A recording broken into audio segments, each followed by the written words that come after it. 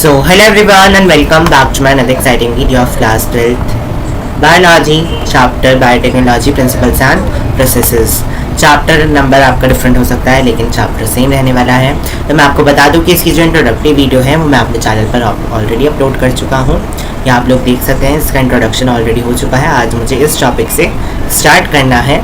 So I hope आप सब ready होंगे इसके लिए। एंड एक और चीज़ मैं फिर से आपको बता दूं, अगर आप लोग ये वीडियो फर्स्ट वाला पार्ट नहीं देखा है, सेकंड पार्ट देखने हैं, ये जो माइंड मैप है ये हम लोग बिल्कुल लास्ट में करने वाले हैं, क्योंकि इसमें चैप्टर की सारी चीज़ें दी हुई हैं, तो वो लास्ट में हम लोग रिवीजन के तौर पे इस माइंड मैप को देखेंगे। तो चलिए फ़िलहाल के लिए हम लोग first artificial recombinant DNA molecule को स्टार्ट करते हैं कि आखिर फर्स्ट रिकॉम्बिनेंट डीएनए कौन सा होता है जो कि एक किसी और का हो एंड एक किसी और का जोड़ के बनाया गया हो, कुछ इस तरीके से। Just a second, yes now, इस तरीके का जो डीएनए होगा उसको हम लोग बोलेंगे रिकॉम्बिनेंट डीएनए या फिर आर डीएनए। तो पहला आर्टिफिशियल रिकॉम्बिनेंट डीएनए आखिर बनाया कैसे गया? आर्टिफिशियल क्यों कह रहे हैं? क्योंकि हम लोग खुद से इसको बना रहे हैं, ये नेचुरली नहीं होने वाला है प्रोसेस। तो सबसे पहला ऐसा किसने करा? So two scientist of USA, दो साइंटिस्ट थे यूएसए में रहने वाले। पहले हैं Stanley Cohen and Herbert Boyer. So they isolated the antibiotic resistant gene by cutting the desired piece of DNA from the plasmid of bacterium Salmonella typhimurium। So ये नाम आप लोगों को याद रखना है। सैल्मोनेला टाइफी आप लोगों ने नाम ऑलरेडी याद करा हुआ है, अब आप लोगों को याद करना है साल्मोनेला टाइफीमूरियम। So इन्होंने क्या करा, आइसोलेट कर दिया कौन सा जीन जो कि एंटीबायोटिक रेजिस्टेंस था। मीन्स एंटीबायोटिक तो इसको दी जाती थी लेकिन ये फिर भी अपने आप को बचा लेता था। अब देखा गया कैसे बचा लेता था, तो इसके अंदर एंटीबायोटिक रेजिस्टेंट जीन था। तो अब इन्होंने उसी जीन को आइसोलेट करा, मीन्स अलग करा, by cutting the desired piece of DNA from the plasmid of bacterium. DNA का उस वही पीस कट करा जो कि इनका डिजायर्ड पीस था। कहाँ से? प्लाज्मिड में से, of the bacterium salmonella typhimurium with the help of restriction enzyme। Restriction endonuclease हम सबको, मैंने आपको ऑलरेडी मैं बता चुका हूँ रिस्ट्रिक्शन एंडोन्यूक्लियस फर्स्ट वाली वीडियो में, जिसको कि हम लोग मॉलिक्यूलर सिजर भी बोलते हैं। This piece of DNA was then linked with the plasmid DNA acting as vector by DNA ligase enzyme। इसके बाद क्या किया गया, जो हमें यहाँ से पीस कट के मिला, ये मान लीजिए वो पीस है जो कि हमें यहाँ से कट के मिल गया, डिजायर्ड जो हमारा पीस है वो जीन हमें यहाँ पे हमने आइसोलेट करके अलग से निकाल लिया। अब मैंने क्या करा, मैंने एक वेक्टर माना, वो वेक्टर जिसका प्लाज्मिड मैंने लिया और उसके प्लाज्मिड में मैंने अपना वाला ये जो डीएनए जो था, डिजायर्ड जो मेरा जीन था, वो मैंने इसके प्लाज्मिड में चिपका दिया। किसके में? वेक्टर के में। वेक्टर कौन होता है? जो कि होस्ट पे जाके अटैक कर देता है। ये वेक्टर है, ये होस्ट के अंदर चला जाता है और इस पे अटैक कर देता है। सो मैंने एक वेक्टर लिया, मैंने उसका प्लाज्मिड काटा और उसके प्लाज्मिड में मैंने अपना वाला जो प्लाज्मिड था, जो डिजायर्ड जीन था, वो मैंने उसके अंदर डाल दिया। अब ये जो वेक्टर का जो डीएनए था वो कुछ इस तरीके से दिखने लग गया। अब जो वेक्टर बना जो इस तरीके से हमें दिखाई दे रहा था, इसको मैं इंसर्ट करूंगा होस्ट के अंदर। होस्ट के अंदर हम ये वाला जो वेक्टर है ये इंसर्ट कर देंगे। अब क्या होगा, the newly found recombinant DNA. अब ये जो डीएनए हमें वेक्टर का दिखाई दे रहा था, इस डीएनए को हम क्या बोल सकते हैं? Are DNA. आर डीएनए क्यों? क्योंकि रिकॉम्बिनेंट हो चुका है, दो लोगों से मिलके बन चुका है। आर डीएनए किसका डीएनए? आर डीएनए बोला जाएगा वेक्टर का, और वो भी कब? जब इसमें हमने अपना वाला डिजायर्ड जीन डाल दिया हो।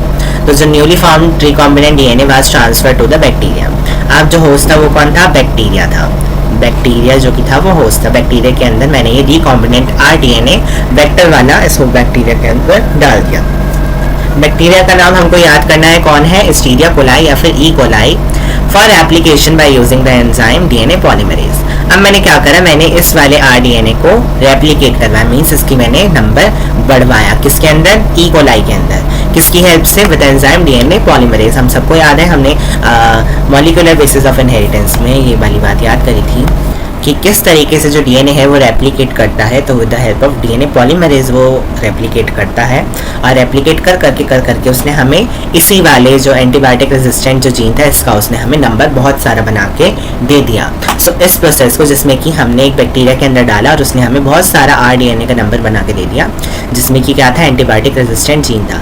इस स्टेप को हम लोग बोलते हैं क्लोनिंग। क्लोनिंग मतलब क्लोन्स बनाना, एक जैसे और बनाना एंड और बनाना।